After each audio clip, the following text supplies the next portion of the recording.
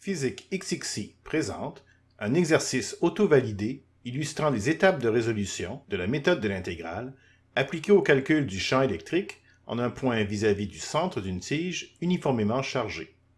Plus précisément, on désire déterminer le module du champ électrique généré par une tige de longueur L uniformément chargée avec une densité de charge linéique lambda en un point P situé le long d'un axe perpendiculaire à la tige et passant par son centre à une distance r de la tige. Ici, la méthode de l'intégrale consiste à écrire une expression pour le champ électrique généré par un élément infinitésimal quelconque de la tige, de charge dq et de longueur dx, et à intégrer cette expression pour obtenir le champ total généré par la tige.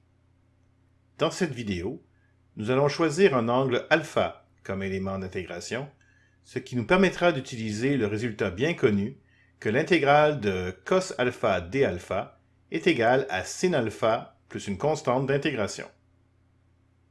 Appliquons l'équation du champ électrique généré par une particule à la charge dq et exprimons dq en fonction de la densité linéique de charge et de dx.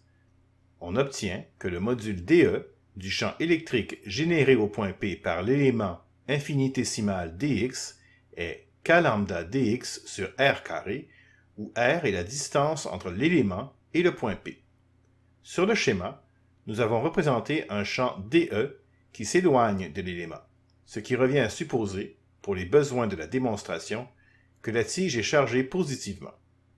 Dans le cas où la tige est chargée négativement, le champ est orienté vers l'élément, mais comme nous avons pris lambda en valeur absolue dans l'équation pour dE, nous allons obtenir une équation finale qui peut être utilisée peu importe le signe de la charge de la tige. Le champ dE possède une composante parallèle à la tige et une composante perpendiculaire. Considérons l'ensemble des dE générés par l'ensemble des éléments de la tige. Par symétrie, il est clair que les composantes parallèles à la tige de tous ces dE s'annulent entre elles. Plus précisément, la composante parallèle à la tige du dE générée par un élément donné est annulée par la composante parallèle du dE générée par l'élément situé à égale distance de l'autre côté du centre de la tige. En revanche, les composantes perpendiculaires à la tige de tous les dE se renforcent. Dans le cas illustré, le champ électrique résultant est orienté vers le haut. Le module du champ résultant correspond à l'intégrale, c'est-à-dire à la somme infinie, des composantes perpendiculaires à la tige de tous les dE. Si on appelle alpha l'angle entre le vecteur dE et la perpendiculaire à la tige, la composante dE perpendiculaire est égale à dE cos alpha, puisqu'il s'agit de la composante adjacente à l'angle. Remplaçons dE par k lambda dx sur r carré et mettons les constantes k et lambda en évidence en avant de l'intégrale.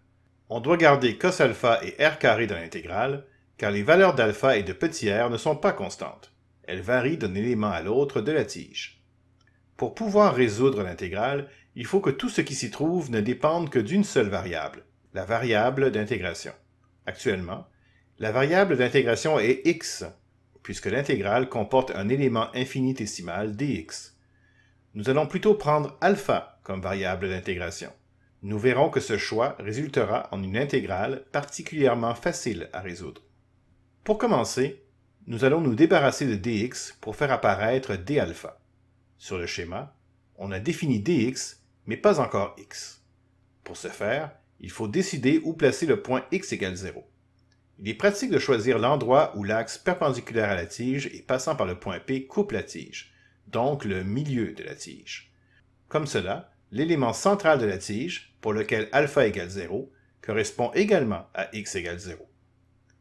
Pour l'élément dq représenté sur le schéma, x est positif et correspond à la distance entre le centre de la tige et l'élément.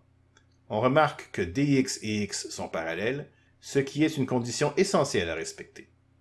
Les longueurs x, grand R et petit r forment un triangle rectangle dont l'angle au point P, opposé par le sommet à l'angle alpha déjà défini, vaut également alpha. À l'aide de ce triangle, on peut écrire tangente alpha égale côté opposé sur côté adjacent égale x sur grand R, d'où x égale grand R tangente alpha. Il est important de noter que grand R, contrairement à petit r, est une constante.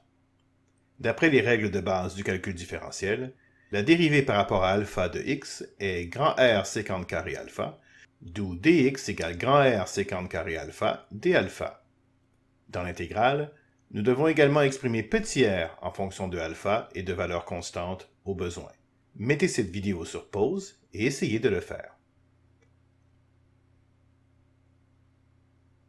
On peut utiliser le triangle formé des longueurs x, grand R et petit r pour exprimer petit r en fonction de alpha et de la constante grand R.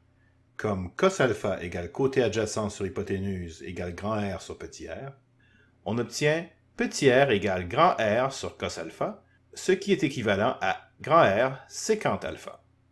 En remplaçant les résultats qu'on vient d'obtenir dans l'intégrale, plusieurs simplifications se produisent et il ne reste finalement que cos alpha dans l'intégrale. Pour pouvoir poursuivre, il faut déterminer les bornes d'intégration. Définissons alpha 0 comme étant la valeur de l'angle alpha pour l'élément à l'extrémité droite de la tige. Comme le centre de la tige correspond à alpha égale 0, l'élément à l'extrémité gauche de la tige possède un angle alpha négatif qui vaut moins alpha 0. Les bornes d'intégration sont donc moins alpha 0 et alpha 0. C'est à cette étape que nous avons besoin d'utiliser le fait que l'intégrale de cos alpha d alpha est égale à sinus alpha. Comme on effectue une intégrale définie avec des bornes, la constante d'intégration c n'a pas d'importance. Il faut d'abord évaluer l'intégrale à la borne supérieure, puis soustraire sa valeur à la borne inférieure. La fonction sinus est une fonction impaire. Sinus moins θ égale moins sinus θ. Ainsi, moins sinus de moins alpha 0 est égal à plus sinus de alpha 0. Le crochet vaut donc 2 sinus de alpha 0 et on obtient 2 lambda sur grand R fois sinus alpha 0.